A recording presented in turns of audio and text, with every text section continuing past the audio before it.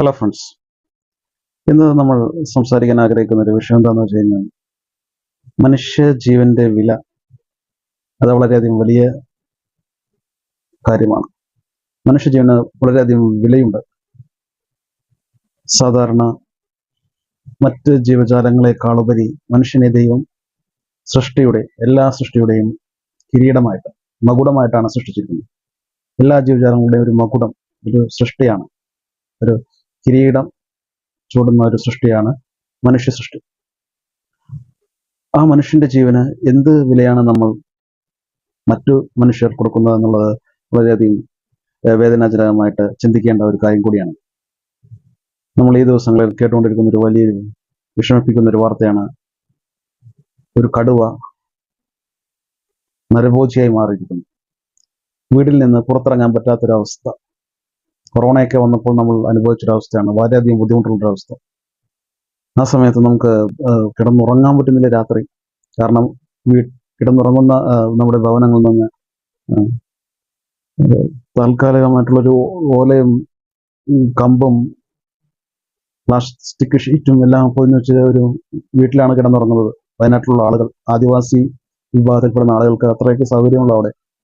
അവര് മറ്റ് സിവിലൈസ്ഡ് ആയിട്ടുള്ള ആളുകളെ പോലെ കോൺക്രീറ്റ് കൊണ്ട് ഭദ്രമാക്കിയ വീടുകളോ അല്ലെങ്കിൽ ഗേറ്റോ CCTV ക്യാമറകളോ ഒന്നും അവർക്കില്ല. അവർ ഉറങ്ങുന്നത് സാധാരണ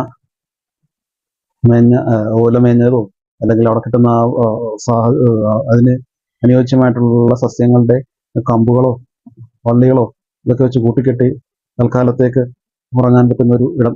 അത്രേ ഉള്ളൂ. പുറത്തു നിന്ന് ഒരാൾക്ക് ഒരു തള്ളു കൊടുത്താൽ ചിലപ്പോൾ മറിഞ്ഞു വീഴാവുന്ന രീതിയിലുള്ള ബലം മാത്രമേ അവരുടെ ഭവനങ്ങൾക്ക് ഉണ്ടാവുകയുള്ളൂ. ഭവനം എന്ന് പറയാമെങ്കിൽ അതിന് കെട്ടുറപ്പ് വേണം.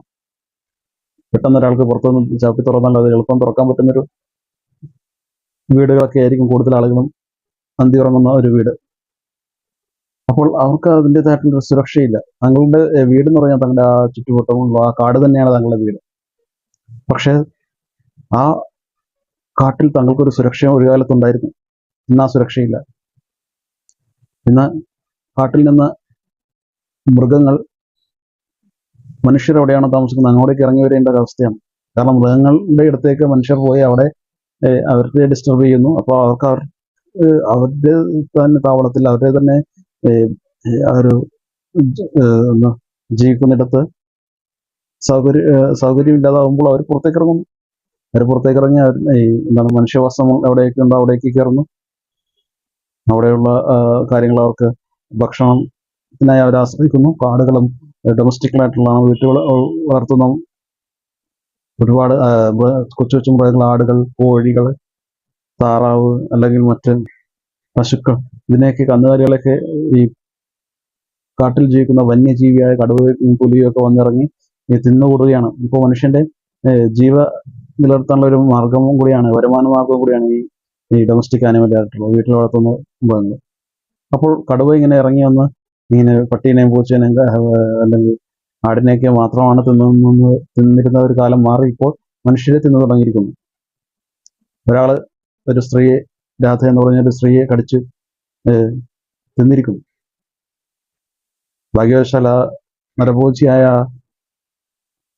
ആ ഒരു കടുവയെ രജ്ഞാത വാറുണ്ണി എന്നൊക്കെ തന്നെ പറയാവുന്ന രീതിയിൽ രജ്ഞാത വാറുണ്ണി കീഴ്പ്പെടുത്തി കൊന്നിരിക്കുന്നു.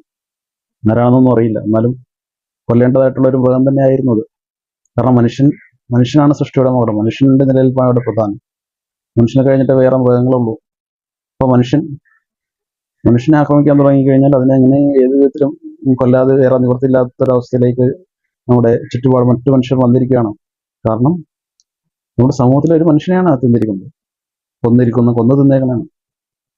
ഇങ്ങനെ പോകുന്നു ഒരു അവസ്ഥയും ലോകത്തിന്റെ അവസ്ഥ. അപ്പോൾ ഇത് എത്രയും പെട്ടെന്ന് അതിനെ കീഴടക്കേണ്ടത് വളരെ അത്യാവശ്യമാണ്. ഇത് ആദ്യമേ തന്നെ പുറത്തിറങ്ങുമ്പോൾ തന്നെ ഈ വനത്തിൽ നിന്ന് മനുഷ്യരുടെ ഇടയിലേക്ക് ഈ ഒരു മൃഗം പുറത്തിറങ്ങുമ്പോൾ തന്നെ അതിന് വേണ്ട ജാഗ്രത പാലിക്കേണ്ടതാണ്. എത്രയും പെട്ടെന്ന് അതിനെ പിടിച്ച് കൂട്ടിലാക്കി കാട്ടിലേക്ക് തന്നെ അയക്കണം. അതല്ലെങ്കിൽ വന്യമൃഗ സംരക്ഷണത്തിലേക്ക് അയച്ച് അവിടെയിട്ട് പരിപാലിക്കണം. ഇങ്ങനെയൊക്കെ ഒരു ജാഗ്രത പുലർത്തി ഒരു ആലസ്യമില്ലാതെ അതിലേക്ക് എത്രയും പെട്ടെന്ന് ഇറങ്ങിത്തിരിക്കേണ്ട ഒരു കാര്യമുണ്ടായിരുന്നു. അത് വേണ്ട വിധത്തിൽ ചെയ്തിട്ടുണ്ടോ എന്നൊരു സംശയമുണ്ട്. കാരണം ഇത് പലതവണയായിട്ട് പുറത്തിറങ്ങുന്നു, ആളുകൾ കാണുന്നു, ആളുകൾ കംപ്ലൈന്റ് ചെയ്യുന്നു. അവിടെ ആളുകൾക്ക് രാത്രികാലങ്ങളിൽ അവിടെ ഇവിടെയൊക്കെ ആയിട്ട് കടുവയും പുലിയും കാണുന്നു, ചീറ്റപ്പുലി, പുള്ളിപ്പുലിയൊക്കെ കാണുന്നു. ഇപ്പൊ തന്നെ ആനകളൊക്കെ ഇറങ്ങുന്നു, അരി അരി കഴിക്കാൻ, റേഷൻ കടകളൊക്കെ തല്ലിപ്പൊളിച്ച് ആന കഴിക്കുന്നു. ബുള്ളറ്റ് ബുള്ളറ്റ് കൊമ്പൻ, അരിക്കൊമ്പൻ, ബുള്ളറ്റ് കൊമ്പൻ എന്നൊക്കെ പല പല പേരിൽ ആനകളൊക്കെ ഇങ്ങനെ വന്നുകൊണ്ടിരിക്കുകയാണ്. അപ്പോൾ ഇതിനെയൊക്കെ ഇതിന്റെയൊക്കെ എന്താണ്, അവർ ജീവിക്കേണ്ട ഒരു ഇടമുണ്ട്, ആനകൾ വിഹരിക്കുന്നൊരു സ്ഥലമുണ്ട്. അവിടെ അവരെ ഒറ്റയ്ക്ക് ജീവിക്കാൻ അനുവദിക്കുക. അല്ലാതെ അതിൻ്റെ അടുത്തേക്ക് പോയി അവരുടെ വാസസ്ഥാനത്ത് അവർക്ക് ശല്യം ഉണ്ടായി കഴിഞ്ഞാൽ അത് അവിടെ നിന്ന് പേടിച്ച് ആളുകൾ ഉള്ളിടത്തേക്ക് അത് ഓടി വരും. അത് സ്വാഭാവികമാണ്. അപ്പോൾ അവരുടെ വാസസ്ഥലം കൈയേറ്റം ചെയ്യുന്നത് നല്ലതല്ല. അവർക്ക് അവരുടേതായിട്ടുള്ളൊരു വാസസ്ഥലം ഉണ്ടാക്കി കൊടുക്കണം. പ്രത്യേകിച്ച് രാത്രി കാലങ്ങളിൽ വനങ്ങളിൽ പ്രവേശിക്കാനേ പാടുള്ളതല്ല. പിന്നെ ഈ വെളിച്ചം ഡിസ്റ്റർബ് ആവും. അവിടെ നമുക്ക് വനത്തിന്റെ മധ്യത്തിലൂടെയുള്ള റോഡുകൾക്ക് വെച്ചിട്ടുണ്ട്. അപ്പോൾ ആ സമയത്തുള്ള യാത്രകളും കാര്യങ്ങളൊക്കെ ഒഴിവാക്കണം. കാരണം ഹെഡ്ലൈറ്റിന്റെ വെളിച്ചം ഇത് വന്യജീവികൾക്ക് ഒരു ശല്യമാണ്. പോസ്റ്റുകൾ അതൊക്കെ ഭയങ്കര ശല്യം ചെയ്യുന്നു. അപ്പോൾ ആ സമയത്തുള്ള യാത്രകൾ മനുഷ്യന്മാർ ഒഴിവാക്കണം. അല്ലെങ്കിൽ അവര് കൊല്ലാൻ വരുന്നു, അല്ലെങ്കിൽ അവരെ നശിപ്പിക്കാൻ വരുന്നു എന്ന് അവർക്ക് മൃഗങ്ങൾ ചിന്തിക്കും. ഓട്ടോമാറ്റിക്കലി ആ മൃഗങ്ങൾ എന്ത് ചെയ്യും? പുറത്തേക്ക് ഇറങ്ങും. അവിടെ വിട്ട് ഓടി മനുഷ്യന്മാർ അവിടെ ഉണ്ട്, അവിടേക്ക് വരുന്നു. മനുഷ്യന്മാരെ തിന്നുക എന്നൊരു ഉദ്ദേശത്തോടെ അവിടെ വരുന്നതല്ല, അവരുടെ ജീവനം കൊണ്ട് ഓടുകയാണ്. അപ്പോഴാണ് അവർ കാണുന്നത് മനുഷ്യന്മാർ ഇവിടെ ആടിനെയും പട്ടിയെയും പൂച്ചയൊക്കെ വളർത്തിട്ടുണ്ട്. അപ്പൊ അതിനൊക്കെ പിടിച്ച് തിന്നാലോ എന്ന് കരുതുന്നു. അങ്ങനെ അവർ തിന്നുന്നു. നോക്കാത്തത് ഒരാൾ രാത്രി ഇറങ്ങിയിട്ടുണ്ട്, അയാളെയും പിടിച്ചിരുന്നു. ഏറ്റവും നല്ല ടേസ്റ്റ് ഉള്ളത് മനുഷ്യ മാംസത്തിനാണെന്ന് മൃഗങ്ങൾ തിരിച്ചറിയുന്നു. അങ്ങനെ മനുഷ്യനെ തിന്നു തുടങ്ങുന്നു. പണ്ടൊക്കെ നമ്മുടെ പ്രശ്നങ്ങളൊക്കെ വേറെ പലതൊക്കെ ആയിരുന്നു. ഒരു സംസ്ഥാനത്തിന്റെ പ്രശ്നങ്ങൾ, വെള്ളമില്ല, ഇതില്ല, കറണ്ടില്ല, നല്ല റോഡില്ല, ഇതൊക്കെയായിരുന്നു പ്രശ്നങ്ങളൊക്കെ. ഇപ്പോഴത്തെ പ്രശ്നങ്ങൾ എന്താണെന്ന് വെച്ച് കഴിഞ്ഞാൽ മൃഗങ്ങൾ ഇറങ്ങുന്നു, മൃഗങ്ങളെ പിടിക്കണം, ആന ഇറങ്ങുന്നു, ആനയെ പിടിക്കണം. അതിനുവേണ്ടി ഒരു സംസ്ഥാനത്തിലെ പോലീസുകാർ മുഴുവൻ ഇറങ്ങുന്നു, വേട്ടക്കാർ വരുന്നു. ഇതിനു പുറകെ ഒരുപാട് എനർജിയും ഒരുപാട് പണവും വേസ്റ്റ് ആക്കുന്നു.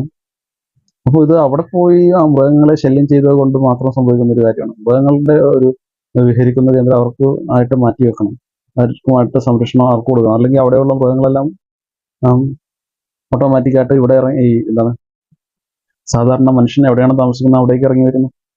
അപ്പോൾ അവരെ കുറ്റം പറഞ്ഞിട്ട് നമുക്ക് കാര്യമില്ല. എത്രയും പെട്ടെന്ന് എന്താണെന്ന് വെച്ച് കഴിഞ്ഞാൽ ഒരു പരിഹാരം കാണണം. അല്ലെങ്കിൽ ഈ നരഭോജിയായിട്ടുള്ള കടുവകളുടെ എണ്ണം കൂടിക്കൊണ്ടിരിക്കും. മനുഷ്യന്മാരെ തിന്നുന്ന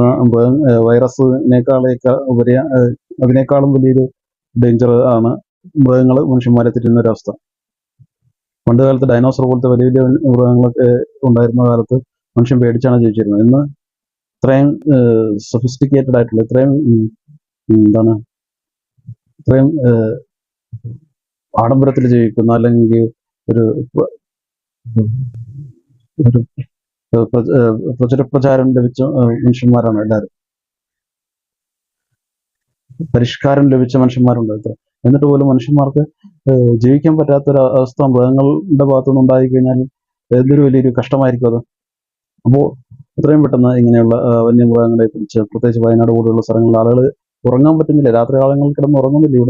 ഇവിടെ മനുഷ്യന്മാർ കൊച്ചിയിലും മറ്റു സ്ഥലങ്ങളിലൊക്കെ കൊതുകിനൊക്കെ പേടിച്ച് കിടന്നുറങ്ങാൻ പറ്റുന്നില്ലെന്നൊക്കെ ഒരു തമാശക്ക് പറയാറുണ്ട്. അതൊക്കെ ഒരു തമാശ മാത്രമാണ്. പക്ഷെ കൊതുകിനെയൊക്കെ നമുക്കൊരു ഗുഡ് നൈറ്റോ മറ്റു കൊതുകിരിയോ വാങ്ങി നമുക്ക് സുഖമായിട്ട് കിടന്നുറങ്ങാം. അല്ലെങ്കിൽ നെറ്റ് ഇടിച്ചാലും നമുക്ക് സുഖമായിട്ട് കിടന്നുറങ്ങാം. പക്ഷെ അവിടെയുള്ളവർക്ക് ഉറങ്ങണ നേരത്ത് ഒരു മനുഷ്യന്റെ കൈയും കാലും കടിച്ചോണ്ട് പോയി കഴിഞ്ഞാൽ ഒരാന വന്ന് ചവിട്ടിയാൽ അവിടെ കിടന്ന് കിടന്ന് ചാവും. കിടന്നുറങ്ങുന്നതൊക്കെ കോൺക്രീറ്റ് ഭിത്തിയുള്ള വീടുകളല്ല, വെറും നിസ്സാരമായിട്ടുള്ള ഓല കൊണ്ടോ ഷെഡ് കൊണ്ടോ പണിത ചെറിയ തണുപ്പും മഴയിൽ നിന്ന് രക്ഷിക്കാൻ ചെറിയൊരു പുല്ലുകൊണ്ടൊക്കെ മേഞ്ഞ വീടുകളാണ്. അവിടെ കിടന്നുറങ്ങുന്നവർക്ക് സമാധാനം ഉണ്ടായിരുന്നു. പക്ഷെ ഇപ്പോൾ ആ സമാധാനം നഷ്ടപ്പെട്ടു. കാരണം വനത്തിന്റെ ഉള്ളിൽ നിന്ന് വന്യജീവികൾ പുറത്തേക്ക് ഇറങ്ങാൻ തുടങ്ങി. കാരണം എന്താണെന്ന് വെച്ച് കഴിഞ്ഞാൽ നേരത്തെ പറഞ്ഞ പരിഷ്കാരികളായിട്ടുള്ള ആളുകൾ വനത്തിന്റെ ഉള്ളിൽ കയറി കച്ചവടം തുടങ്ങി. അപ്പോൾ അവിടെയുള്ളവർ അതിനുള്ളിലുള്ള വന്യജീവികൾ ഓട്ടോമാറ്റിക്കായിട്ട് പുറത്തു വരും. അപ്പോൾ ഇതിനുള്ള ഇത്രയും വലിയ പരിഹാരം എന്താണെന്ന് വെച്ച് കഴിഞ്ഞാൽ മൃഗങ്ങളുടെ ഏരിയയിലേക്ക് ചെല്ലാതിരിക്കുക. അത് ഞങ്ങളുടെ ഏരിയ എന്ന് പറയുന്നത് പോലെ ഇത് ഞങ്ങളുടെ ഏരിയ, ഇത് മൃഗങ്ങളുടെ ഏരിയ. മൃഗങ്ങളുടെ ഏരിയ അവിടെ പോയി ശല്യം ചെയ്ത് അവിടെയുള്ള മൃഗങ്ങളൊക്കെ ഞാൻ വരും. അവർക്കും ജീവിക്കാനുള്ള അവരും ഭൂമിയുടെ അവകാശികളാണ്, നമ്മൾ മാത്രമല്ല.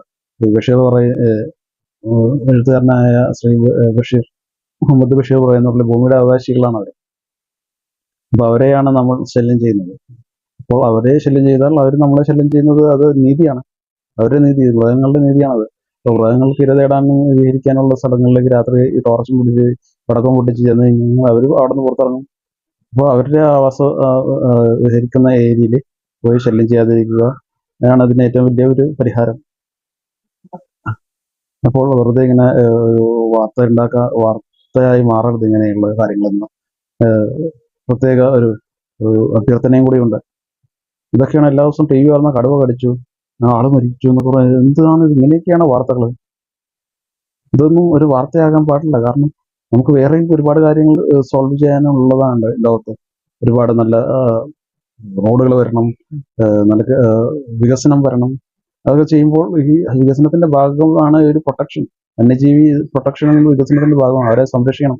അല്ലാണ്ട് അവരുടെ ഭാഗത്തോട്ട് വന്യജീവികൾ അവിടെ പോയി ഇരുന്ന് വീഡിയോ എടുക്കുകയോ അല്ലെങ്കിൽ അവരെ ശല്യം ചെയ്യുന്ന എന്തെങ്കിലും കാണിക്കുകയോ ചെയ്യരുത്. ഇപ്പോൾ വികസനത്തിന്റെ ഭാഗമായിട്ട് ഇതെല്ലാം അത്യാവശ്യമാണ്.